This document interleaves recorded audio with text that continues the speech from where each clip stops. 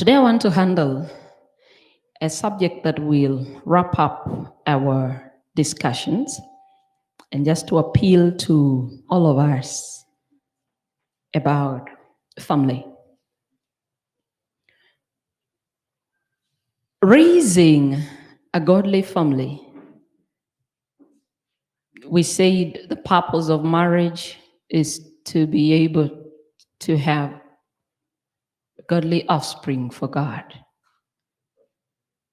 We are in marriage for the salvation of our family members.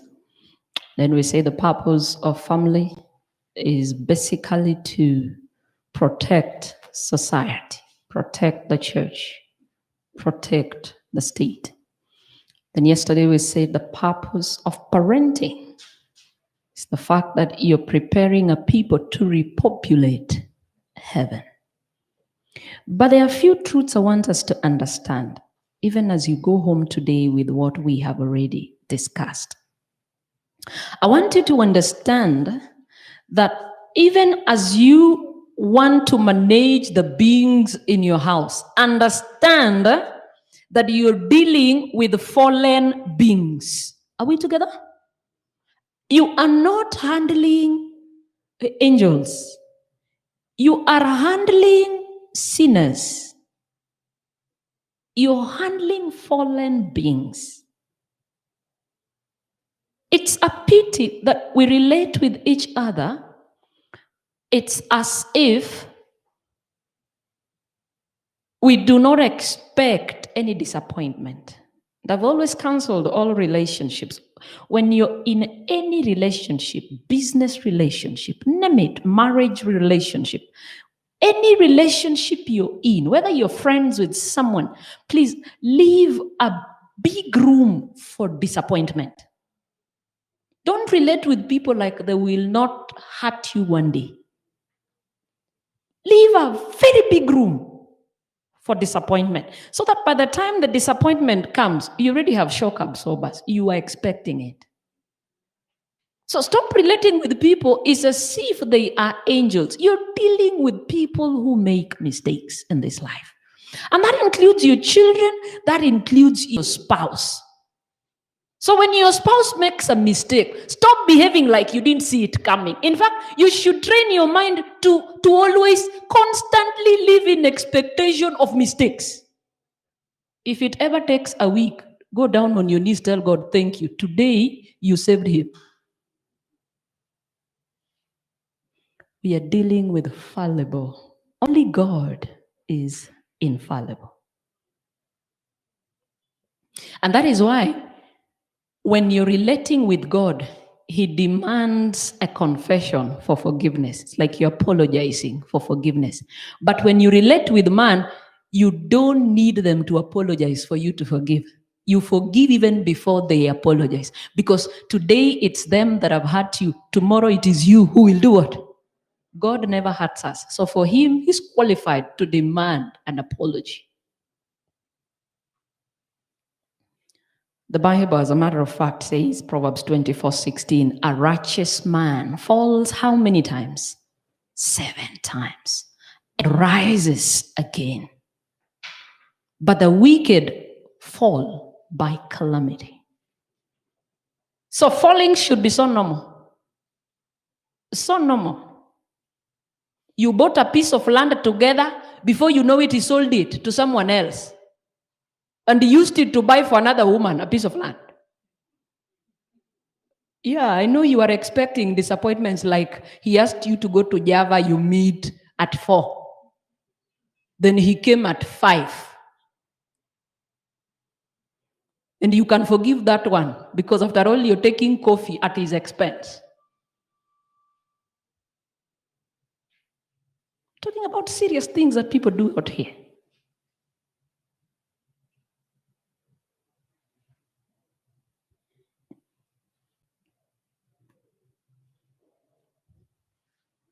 I don't know why I wrote this text. I'm not sure. Let me just see what it has. Let me just confirm what it has.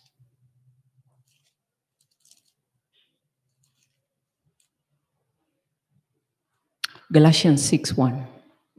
The Bible says, Brethren, if a man is overtaken in any trespass, you who are spiritual, not you who are in the natural world, you who is under the Spirit's influence. Paul says, we are not fighting against flesh and blood. Our war is spiritual. Our war is not a physical battle. And only those who are spiritual would understand what he means. You who are spiritual. Because if you want to think carnally all the time, you will not handle this. You're not the first one to stay with a man or a woman that disappoint. People have had biggest disappointments. You listen to it and you're like, hey, ile yangu wacha niweke kwanza kidogo. Ya huyu ni kubwa sana.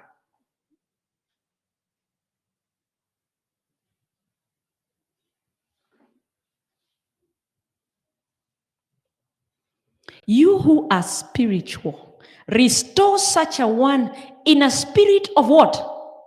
In a spirit of what? Gentleness.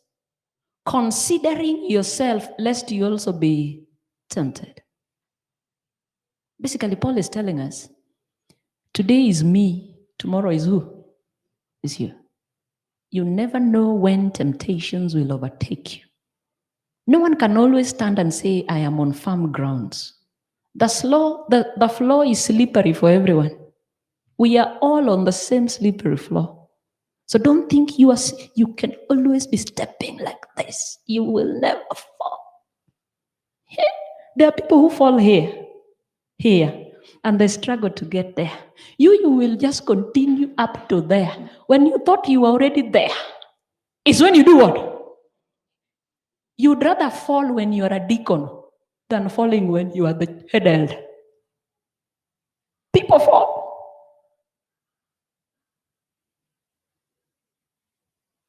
And there's no age limit to falling. People fall until Christ comes back. Thank God for the process of sanctification. Because the forgiveness of today does not take care of the sin of tomorrow. He forgives you today. Tomorrow you'll go into sin. You will again ask for forgiveness. He'll keep forgiving. There's no age limit to disappointments. So you can live with someone for so many years of your life and only to realize they disappoint you when you're 40 years into marriage. Have you not seen people divorce when they're 40 years into marriage? What happened? They should have started a long time ago. Why do they wait until their kids are all married to say we want a divorce? People will disappoint you at any time. Anytime. And let no one lie to you that if your marriage passes age 10, you are now stable. Hakuna kitu kama hiyo. Because you think at age 10 the devil has died. At the first 10 years. That is why we keep on splitting these groups. Have 0 to 10. They are called the young couples. This is the age where there is so much temptation. If you can survive it, you can survive marriage. I tell you, people have called it quits in their 40th year. There is nothing serious in age 1 to 10. Nothing serious. It's only that you married people, you don't know how they think. Because our thoughts are informed with so many things. People carry tradition that informs their thoughts. You also carry yours. There's a background against which you reason. So you meet in marriage, then you realize your reasonings are not rhyming. That is always the tension there. And those first few years, I used to understand the other person, how they reason, and the other person, how they reason. By the time you want to run marriage the way you're reasoning, both of you realize it does not work. Then you say, let's clear the slate clean. Let's begin to reason the way God wants us to reason. That can take even 20 years. There are people 20 years in marriage still reasoning with their background. They have not accepted that God can actually guide their marriage. They have not. So expect disappointment even when you are 30 years into marriage. Things happen. They do. And serious things. I'm not talking about people failing to pay rent. Serious things.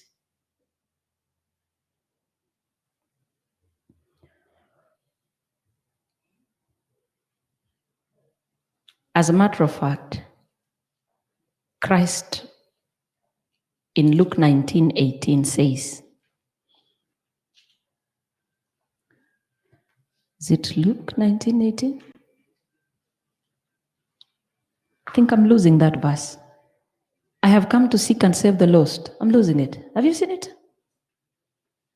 Should it be 19:18? Is it 9:18?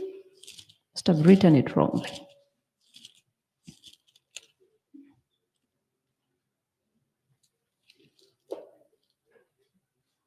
I think I wrote it wrongly. 19:8 maybe. I have come to seek and save the lost. Who knows where that verse is? Good. I got it. 19 should be 10. For the Son of Man has come to seek and save that which was lost. There is no seeking in the one that has been found. Seeking is always for the one that is lost. And as he moves to heaven, he leaves us that great commission. And he says, go ye therefore. And that remains our mission to date. Every other business we are doing in this life is secondary. Primarily, we are here to seek and save the lost. And so for me, family becomes a mission field of its kind. The toughest, as described by Ellen White. There is no tough mission field like family. You all know of the global mission pioneers that our conference sends to unentered areas. Areas where there is no Adventist presence. You labor even 6 months, no one baptism. We call them tough areas. Those areas are not as tough as family. Family is tough.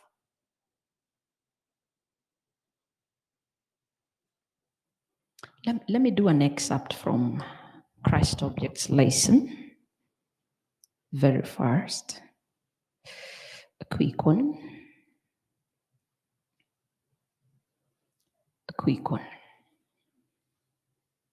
We're in the book, Christ Objects lesson.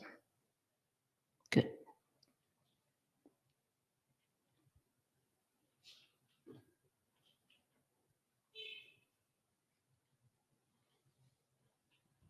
Chapter 16. Chapter 15, not 16. Chapter 15, where White talks about the parable of the lost sheep and the parable of the lost coin. That is what I need, and we are done. Good.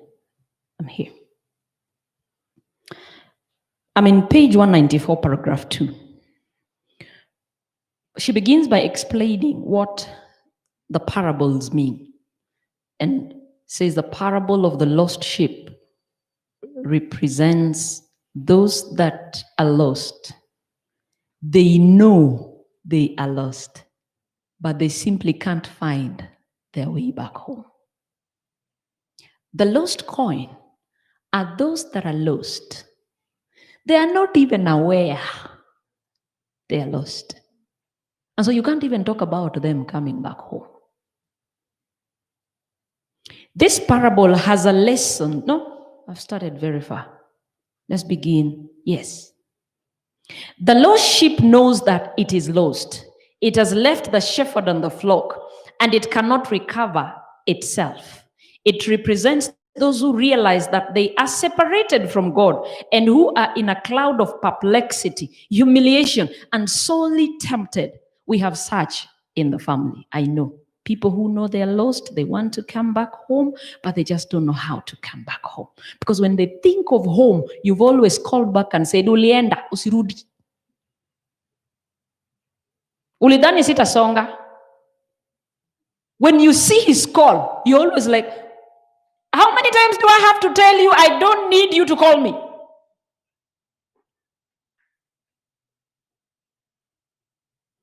So how are they supposed to go?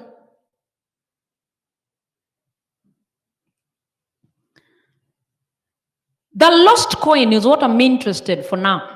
The lost coin represents those who are lost in trespasses and sins, but who have no sense of their condition. They are estranged from God, but they know it not. Their souls are in peril, but they are unconscious and unconcerned. And many fall in the witchcraft category. When someone is taken into a spell and they begin to do things, you wonder whether it is them. They can't even think. Let me ask you, is it normal for a full-grown man with 3, 4, 5, 6, 7 children to abandon his wife and children and go and live with another woman who has children that no one knows where they came from? They're about 6. And that guy is comfortable there. He's taking care of things there. He's paying school fees. He's paying rent. He's buying food. And it's like these children are his children. So normal. But the minute he comes back to his family, he's hostile with everyone. Do you think this man is normal? One day I'll come back. We handle the subject of spiritualism, the forces of darkness. And let you know how you keep on saying, I don't believe in it, when the devil is rocking your boat. So when the devil has thrown in an arrow, bewitched your husband, you want to fight it physically. You will not win. You can't. These people are normally so lost. They are under a spell. Ellen White says such people cannot come out on their own because they don't even know where they are. It takes the intervention of someone else. And when Christ is dealing with such powers, he says, this one, the only thing that can remove it is prayer and what? Fasting. Because we are dealing with demonic forces. Demonic forces that don't tremble to people in their carnal environment. They only tremble to people in the spiritual realm. And so when we fast, it lifts us from the physical environment to a spiritual environment. You increase your spiritual sensitivity.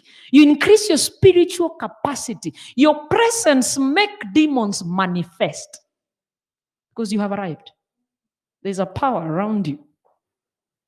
The demons can't just sit comfortably. But when I tell you to fast in the ulcers, diabetes, I used to have ulcers, but I told God, if this is the only weapon, then today my ulcers go. And I fasted 3 days, 3 nights, no food, no water. I have not had ulcers to date. I told you yesterday I'm on a 21-day fast. I'm only handling water and fruit. Because a human being can go up to 40 days without food. After 40 days, 41 days, you're now starving. The body is eating itself. The same human being can only go up to 3 days without water. The 4th day, you can die. Because the body is 87% water.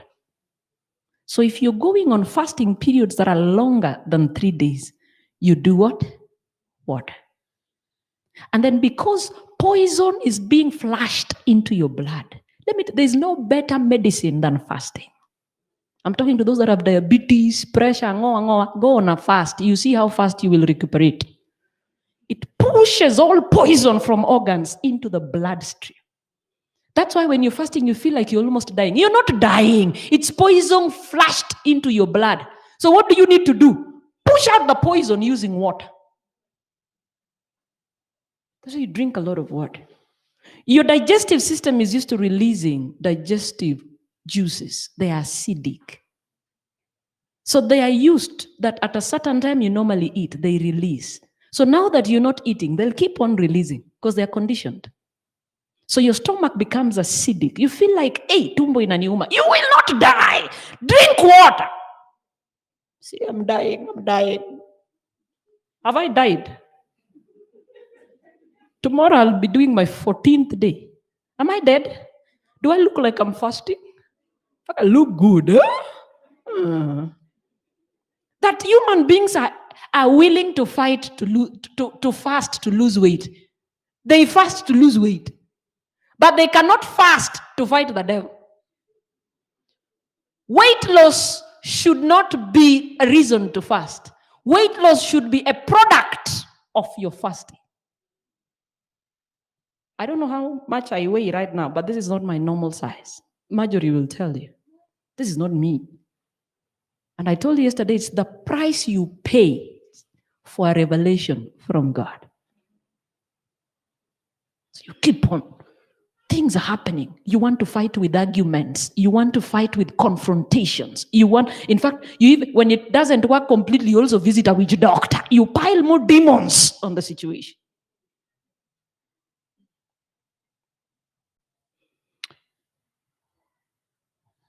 Just understand the one you're dealing with does not even know what they're doing. When your husband has to spread his seed everywhere, understand he does not know what he's doing. And you don't run away. That he's gone. He has given another woman pregnancy. They now have children out there. So you also say, I've moved on. So you also go give birth out there. What's the difference between what your husband has done and what you are doing now? There's no difference.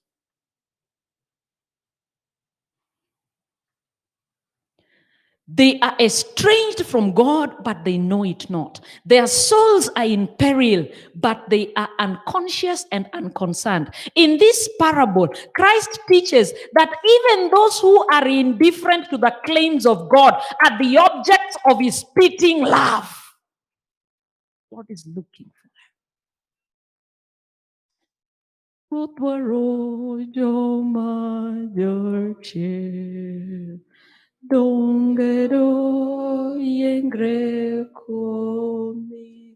Marriage is not for the faint-hearted. It's not. And everyone has their portion of disappointment. So when you see a woman whose husband has left to go stay with another woman, and then you open your big mouth and say, mwanamke mjinga anaharibu nyumba kwa mkono yake. She didn't know how to take care of her husband. That's why her husband left. Are you sure?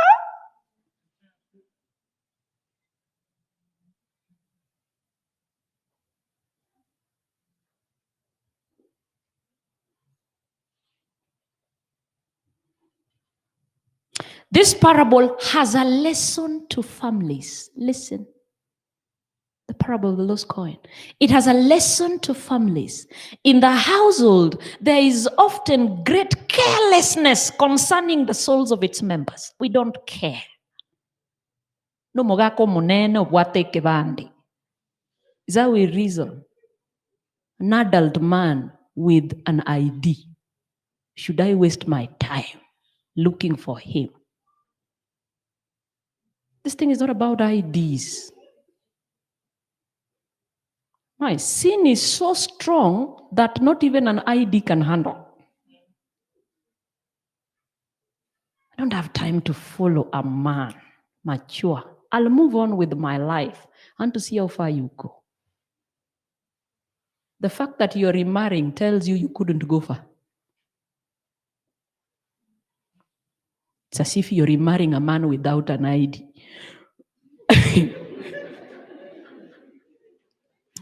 Among their number may be one who is estranged from God, but how little anxiety is felt. I kush do it. And women can comfortably tell their children, I have lived my life. You live yours. I've taken you to school. See what you want to do with your life. Nimeosha mkono. How do you say that to your child?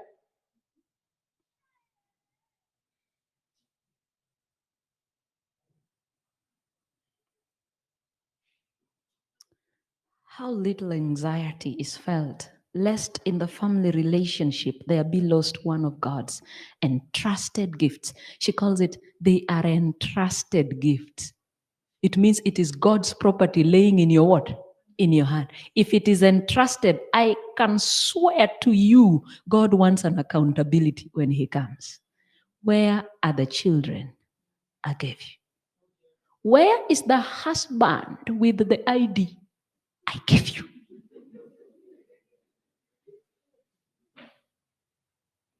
You see, I don't take care of Mokoro because I expect goodies from him, that, hey, I'm taking care of you, you should be taking care of me. That is not my mentality. I take care of him because when God comes, I must render an account. So whether he takes care of me or not, I don't bother. I have an accountability to render to God. So we take care of each other in the spirit of stewardship. You want to run away, so you run. In fact, today, if you tell me, Pastor, I'm packing, I'm going, I'll come help you pack. You try the other side. Experience is a better teacher. If there is in the family one child who is unconscious of his sinful state, parents should not rest. It's interesting how you people rest. Does not even move you. Ataenda akichoka atarudi.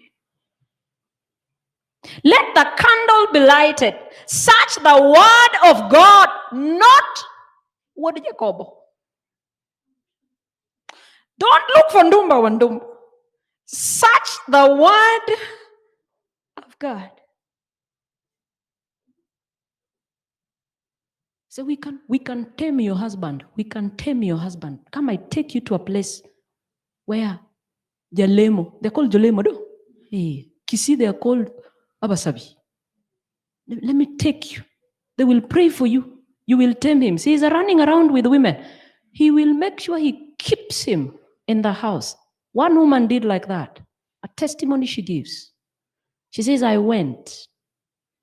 And she told Muganga, nataka unifungie kwa nyumba. You know, be specific with Muganga what you want.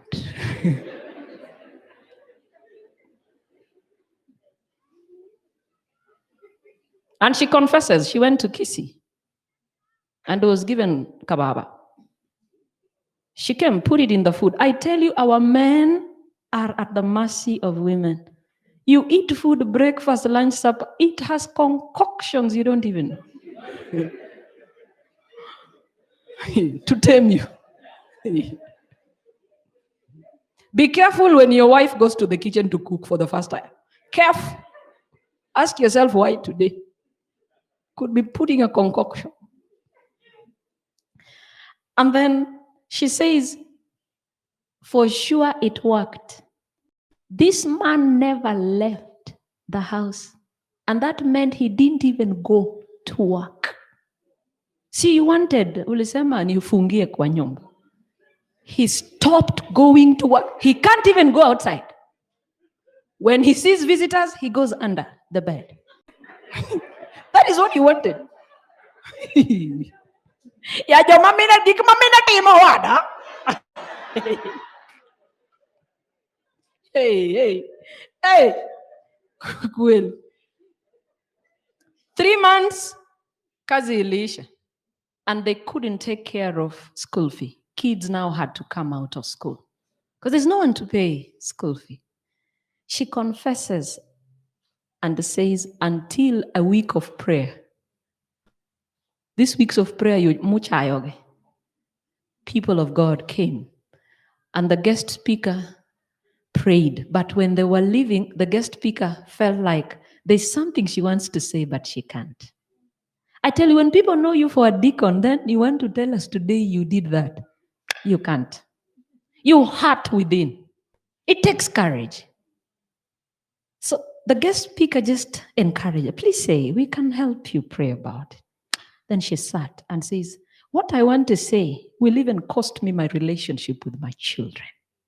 And she kept on saying that for 1 hour. She's still not saying what she wants to say. But these people were very patient with her. They just said, just say it. We'll pray.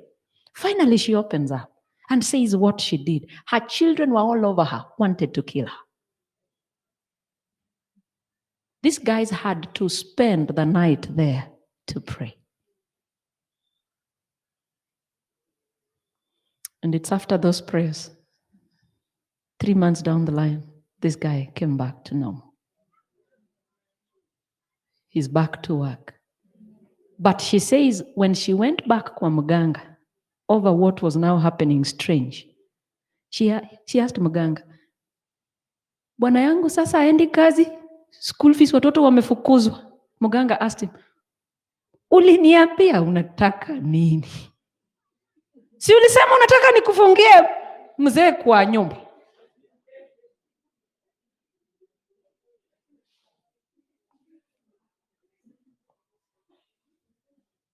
Don't think every woman seated here is normal.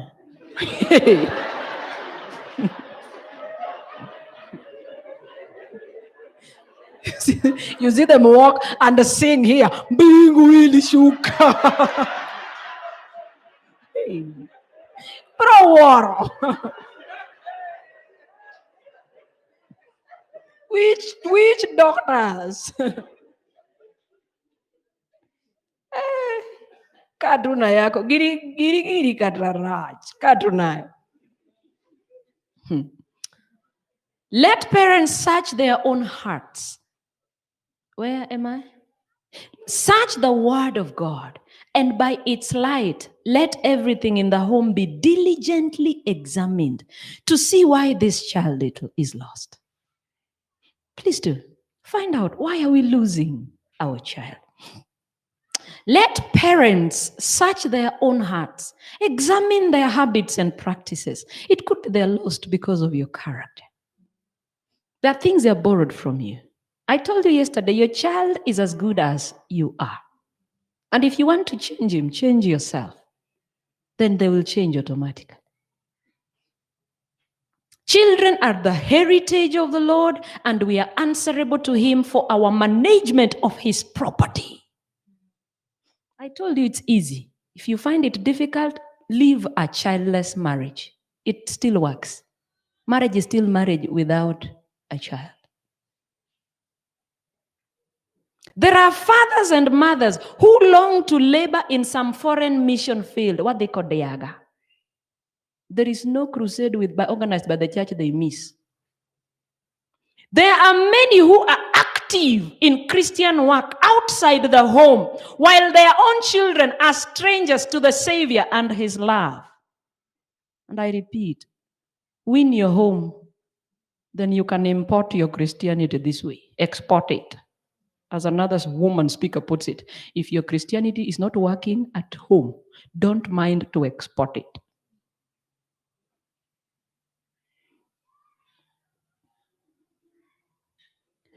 The work of winning their children for Christ, many parents trust to the minister or the Sabbath school teacher. But in doing this, they are neglecting their own God-given responsibility. The education and training of their children to be Christians, listen, is the highest service that parents can render to God. Not being elder one or head deacon, head deaconess. Say, I must serve the Lord, I am the head deaconess this year. That is no service. It has its category. The highest is that you will take care of your parental responsibilities.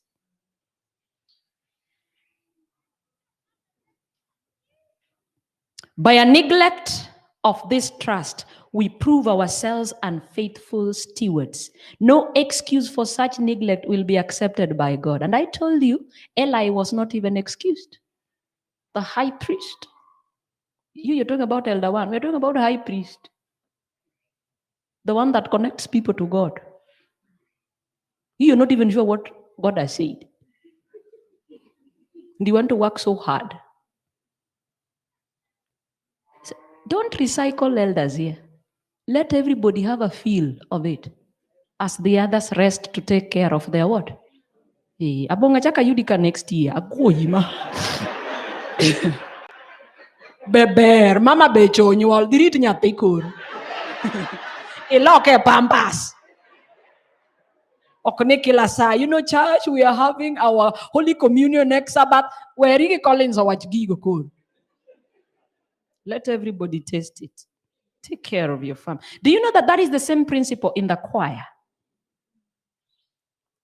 The choir in the time of Israel had the choirs singing every 2 months. It was split like that. You can't sing the whole year. You sing 2 months rest. Get the next choir for March and April. Why? So that you can also have time with your what? Your family. So when we insist that everybody should be a choir member, it's not for nothing. It's so that some people can also not feel like they're the only ones who have a voice. Nyasaye oluonga na werne. Onego bed notedo sapa po wer.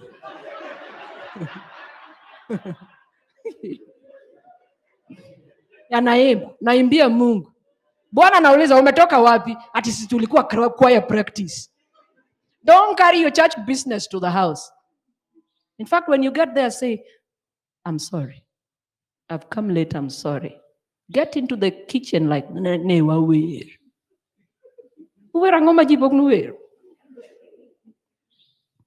but those who have been guilty of neglect are not to despair. Praise the Lord.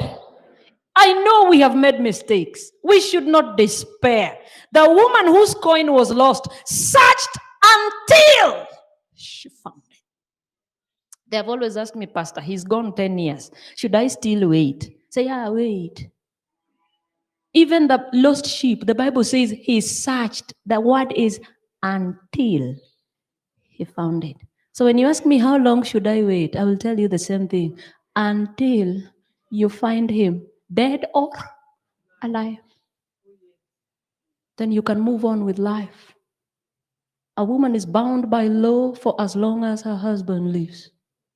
When he dies, he's at liberty to get married to whoever she wants. And I repeat, let no man lie to you that their wives left. Did I say that? Let no one.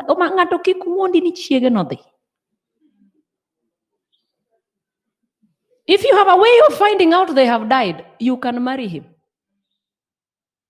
But if he tells you that we divorced, don't let divorce lie to you that you can remarry someone.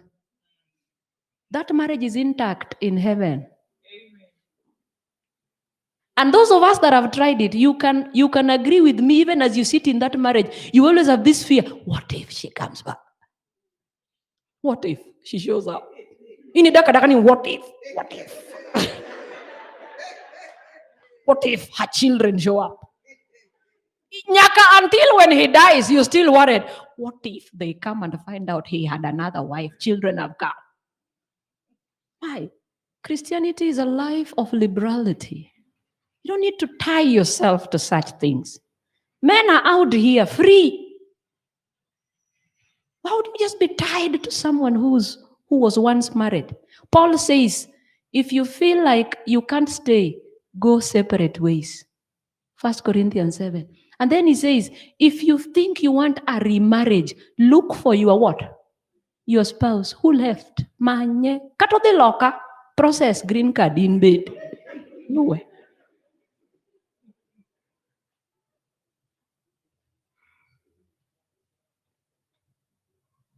Those women come back. They come. And they just come back when you begin to enjoy your life at 40. Life begins at 40. And disrupts everything. I know of a woman who was married like that. And her mother said, my girl, you're not worried this woman will come back. And the girl said, he has told me he's been gone 15 years. I asked him, what if she comes back? He told me he'll not consider it. I tell you, people change if you didn't know.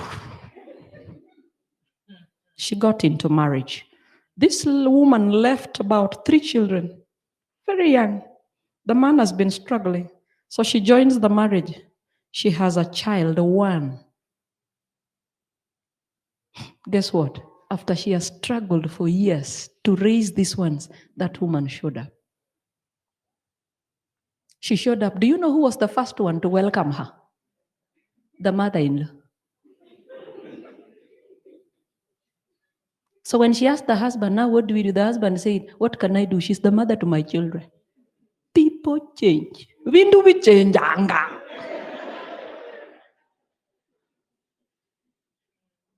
So she's now in a polygamous setup. And you can't pull out. Mtu asikudanganye. Kama hakuna wanaume Victory, Nairobi Central League. Biki Zingo.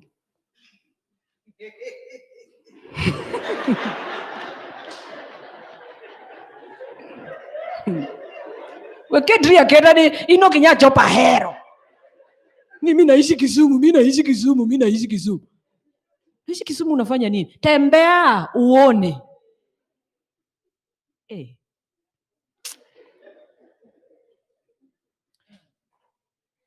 There is no patience that can be compared to the patience of the second coming of who? We are still waiting. Our fathers waited, died. We are still waiting. It's patience. If you cannot wait for your children and spouse, we need to question your waiting upon the second coming of who? Of Christ. And I repeat, you wait, even if it means you're waiting until Christ comes back. Life after that is better than the life now. Amen. I told you this thing is tough. This thing is tough. Tough ma oka chaka chikra kadikamoro.